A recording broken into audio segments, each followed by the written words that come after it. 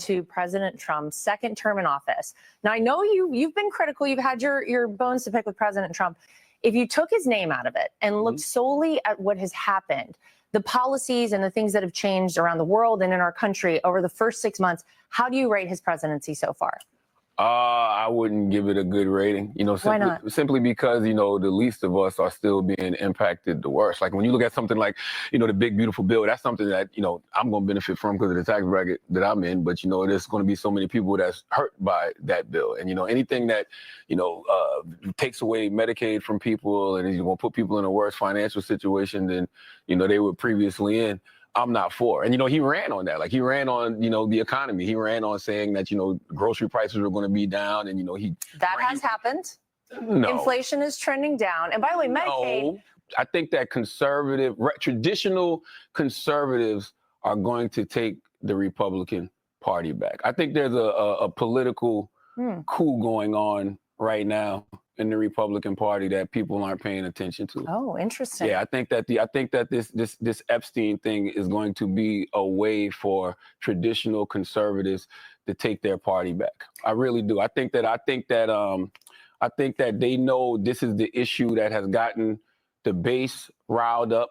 The MAGA base isn't letting this issue go, and for the first time, they know they can, probably take their party back and not piss off the MAGA base. Do you see yourself in 2028 voting blue or voting red? And is there anyone you might already see yourself supporting?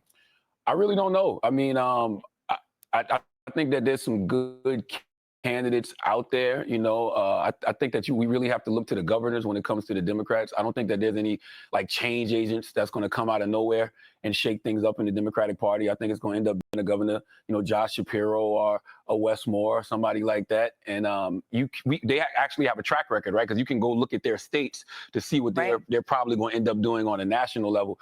The only other person I would like to see in 2028 run, and this is going to sound ridiculous probably coming from me, I would love to see Jon Stewart run in 2028. If we're talking about a change agent coming from the outside that's really going to shake things up, and somebody that I feel like can speak to, all people. Plus, he's a celebrity who actually knows what they're talking about. We've seen him get legislation and stuff, passed before. Like, we know where his heart is. He'd be somebody I'd like to see really get in the race and disrupt things in 2028. Well, maybe a Jon Stewart Colbert ticket, because Colbert's not going to have a job. He's not working because of President Trump, so they say.